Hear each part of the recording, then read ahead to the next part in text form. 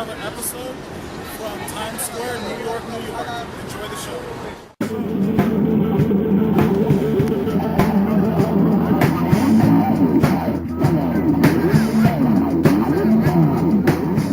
Hey guys, Tom from Classic Plastik here, bringing you another Hauls episode.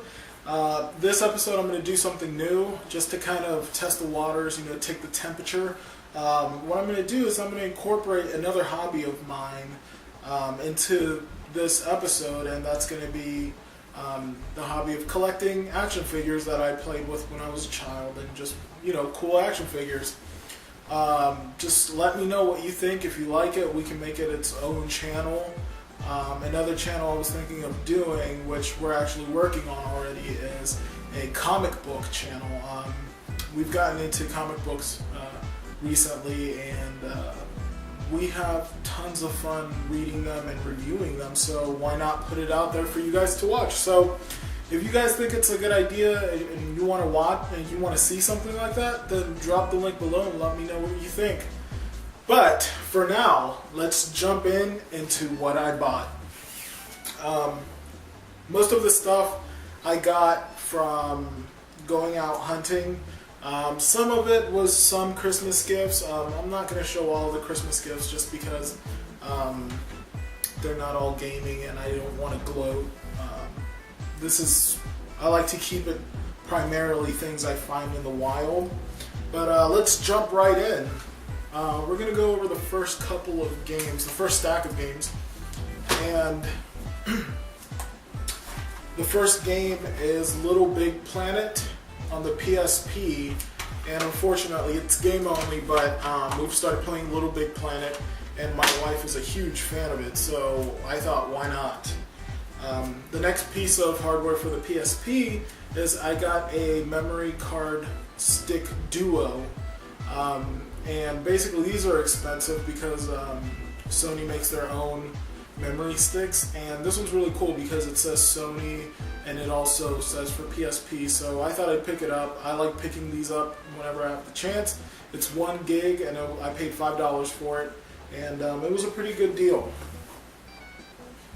The next game I have is Ju-On the Grudge, the Haunted House Simulator, and this is complete in box. This game I was looking at some reviews. Some people loved it, others didn't. But this is a very linear game, kind of creepy, but kind of misses the mark overall in terms of really scaring you. I think a game that was like this, or a game that is an example of what this should have been like, is PT. Most people call it Silent Hill PT, and that's on the PS4, and it's a playable teaser, and I feel like they just capitalized on the atmosphere and also the ghost part.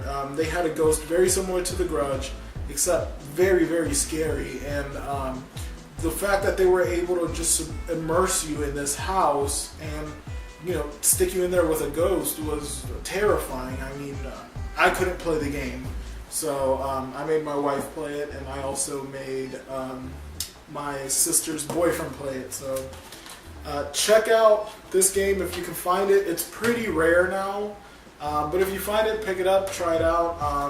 I paid about $9 for it with credit, but they're going for $26.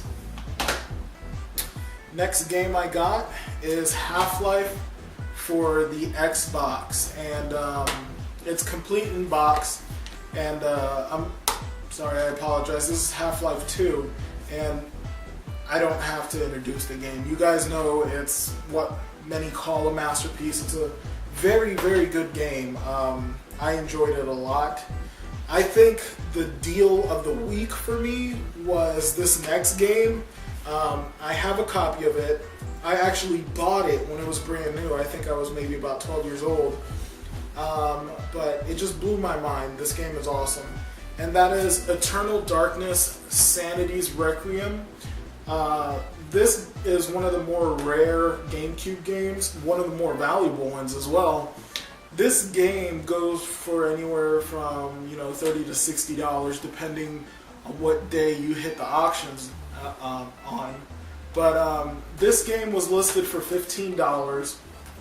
I talked the guy down to like $11, and then I traded some chum for it. So I got it for free, and I got it for way, way, way below market price. Even if I would have paid the $15 price tag, it still would have been a deal and a half. And I mean, just to capitalize on it, it's an even cleaner copy than the one that I have. So I'll be replacing my copy with this because, I mean, I was very impressed with that. Next game is Doom 3. Doom has been the cornerstone for all FPS shooters. When they came to the Xbox, it was crazy. I mean, huge monsters, scary atmospheres, and just a creepy game all around. So, really enjoyed it. If I had to pick between Quake and Doom, I'd most definitely pick Doom. It's just my personal opinion. Alright, the next game is an adult game, or adult themed. And that game is Leisure Suit Larry Magna Cum Laude. And basically the whole premise of the game was trying to score with chicks. Playing as this character Larry, who's I don't know, he's kind of sleazy. I don't know. I don't really get his charm, but I mean, people love the game. This is one of the better ones. But there is tons of adult content on it, so I highly, highly, highly recommend you not let your child play it. And if you are gonna play it in your room, just because it'd be kind of awkward to, you know, be at a certain scene and have somebody walk in on you. Personally, this is like the kind of game I don't normally play, but if I would, it'd be like the kind of game I play at like 2 in the morning just to make sure everybody's asleep. The next piece of, well, it's a game, but it's pretty cool. I went to a thrift store and I got the Shadow of the Colossus demo, and it brings the hard spine, or the hard cover, and it's cardboard. It brings more stuff inside actually, and the game is right here. I paid $1 for it, and it came from PlayStation Underground back in 1998. So yeah, that's a little early for this game, but nonetheless, it's a really cool piece of gaming history. As you guys know, Shadow of the Colossus is like a really awesome game. The story is awesome, so you know, tons of people consider it a masterpiece. So if you haven't played it, I definitely recommend you to check it out. Let's see what else we have in here. Alright. The next couple of game things are from the new hit Super Smash Brothers. And I got a couple for Christmas, and then I went out and hunted down a couple. But these are the ones I got for Christmas. I got Princess Zelda, and my father-in-law got me this just because I'm a really big Zelda fan. So can't go wrong with Princess Zelda. Next one is Little Mac. And Little Mac, I started playing with Little Mac, and then all my buddies were like, he's cheap. And then out of nowhere, they're like, oh, Little Mac's not cheap anymore because he has no air game. Nonetheless, I stopped playing with him and started playing with Captain Falcon and Ganondorf. But this is a really cool Little Mac. I won't be taking them out of their of the blister pack just because I really like these figures, and I'd hate for something to happen to them. And I think they're collectibles. I mean, Nintendo doesn't really put out too many action figures, especially for some of these more like obscure characters. I mean, Little Mac from, you know, Punch Out. Punch Out came out on the Wii, the Nintendo, Super Nintendo. So he's been like a long-running character. The next two Amiibos that I picked up are a little special. I wouldn't say they're valuable, but they certainly are rare, especially in certain regions. There's a couple of there's regions where people didn't get many of these, or didn't have them at all. So it's kind of the luck of the draw. But what the whole craze of the Amiibos when they first came out was that there was misprints, and then there was a Samus with 2 cannons. And it went for like $2,000. So there's a ton of misprints, and all you have to do is kind of just go to the store and inspect them. So here's the first one. It's not a misprint, it's a mispackage, and it is Yoshi's Amiibo, and he's just kind of rattling in there. The crazy part is that these Amiibos have like a little stand within the blister pack that the Amiibo stands there, so you get this where you can't knock it out, you can't push it out, you have to open it to actually get it off its pedestal. This one, not so much. It's just been rattling. I've seen on Reddit where they call it Go Home Yoshi, You're Too Drunk version. But nonetheless, it's really, really cool. And then here's the really special one that I like. I found it by accident, and this is a leaning Samus. And what makes this Samus different is that when she was being put on her Smash coin, I don't know if she was placed wrong or just, placed at an angle, but Samus is leaning over to the right, and I'll take a close-up shot of Samus so you can take a look at it. But I just think it's really cool. It's a misprint, and Nintendo's really not known for misprints, so it's really cool to see that even the big guys make mistakes, but they're really cool misprints. Like I said, the most popular one is Samus with 2 cannons. There's also Samus with 2 hands, and then a Princess Peach without feet. So it all depends which one you get. But these are really cool. You can use them for Smash Bros. I think the Link one is, I guess, the best valued one. You can play him in Smash, and also you can play him in Mario Kart 8. So, just a tidbit of knowledge. The next couple pieces of gaming, I just had to jump on it just because it was awesome. The first one, and it's not a rare magazine by any means, but it just meant a lot to me, is this Game Informer magazine. The really cool thing about this Game Informer is its main premise, or its main theme, is after my favorite game, The Last of Us. And I am a Last of Us nut. It's favorite game by far. I've beat Zelda, Ocarina of Time, all the games. But this game just really, jumped out at me. It offered something organic, something, something real. Because after I beat the game, I found myself upset that the game was over, and I also found myself upset at what the ending was. Not saying it was a bad ending or a good ending. It was just, it was an ending that you would expect in real life. You wouldn't expect it out of a game. So I'm blabbing on. But here is the copy of Game Informer, and this one's the Last of Us edition. And it's just really cool. It has the gold lettering, of course, Last of Us, the game down there, and it's a full spread, so front and back.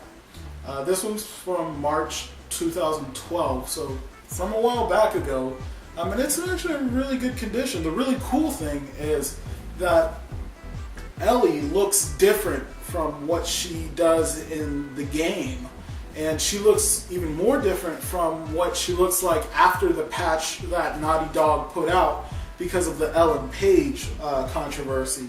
But this is a really cool piece of gaming history, especially for you guys that like Last of Us, like me. It's really awesome. It has a full spread on The Last of Us, and I mean, it's colored pages. You guys know Game Informer, everybody has it, but this was a magazine, and this was an issue I was not going to leave the store without. So I was extremely happy to grab this game. And just the cover says a lot. The cover is from the later part of the game. It really doesn't make sense. If you look at it, the back is from when they're driving the truck. They just got out of that town that was rigged with bombs. But this is where they just had got out of town. They got wrecked with that bus. And then on this side, they're hiding behind a shelving unit.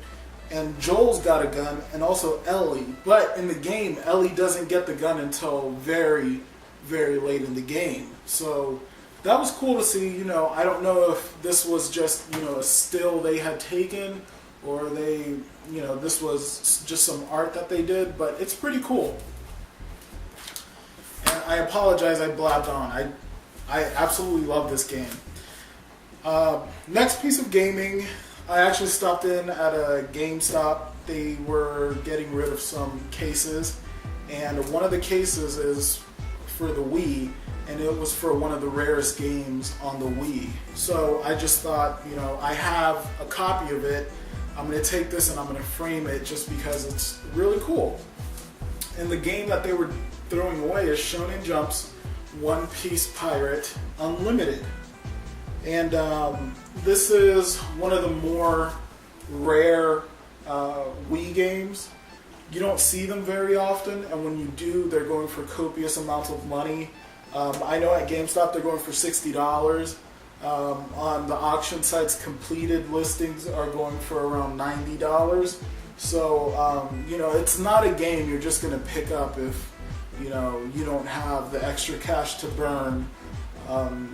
I had been looking for the game for a number of years before I actually got my hands on a copy, and it just, you couldn't find it in the wild, so I had to spring and pay for the $60 ticket.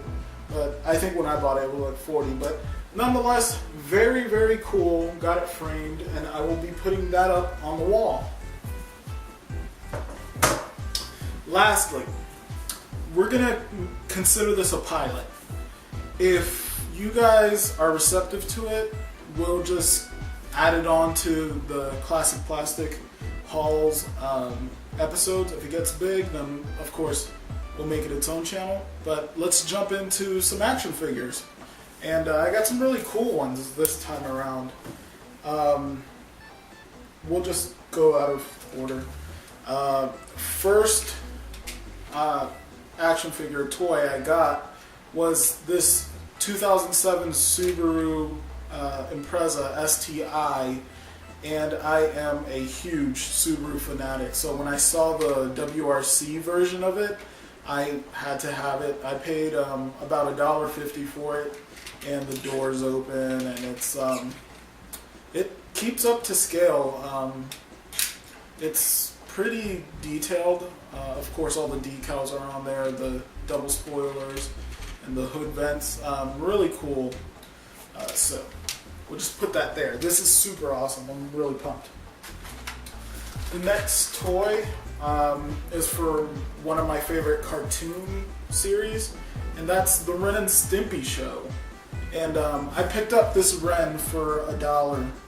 I'm not sure where he's from, but he does this cool thing. So his whole torso comes up. I don't know if it's to slap Stimpy, but nonetheless, it's really cool. You don't normally see Ren and Stimpy toys too much.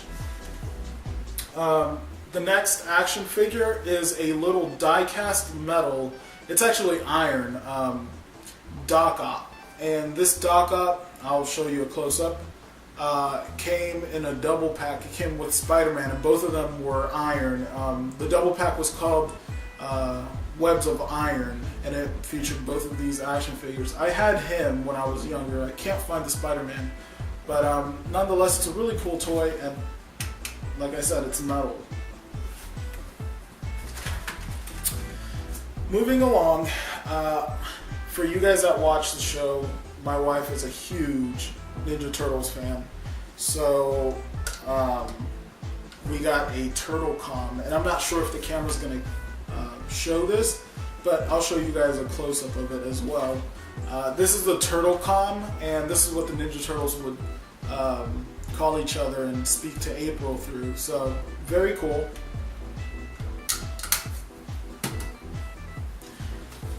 And keeping the theme of turtles, we got a Bebop.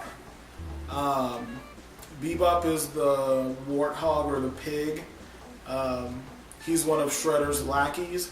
And you don't normally see the villains too much. You do come across the turtles quite often, and you can get them for very cheap. But when it comes to the villains, finding them in the wild, it's crazy hard to find them, especially with their weapons.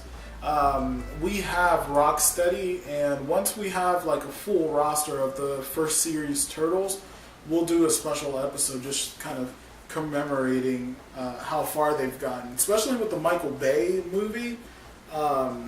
It was actually pretty good. They changed up the turtles, but overall it was a very decent movie. Even the first series, the ones that came out on cartoon, they were also changed up. The normal turtles, or the original turtles, had kind of like a gritty, dark tone to them, very mature adult themes. So it all depends which rendition you find more favorable. The next couple of toys, they're from McDonald's, and I had most of these toys actually.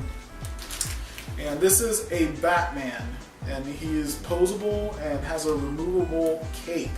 The Batman I had did not have the cape, which was a bummer, but this one's really cool, and especially since it's still in its packaging.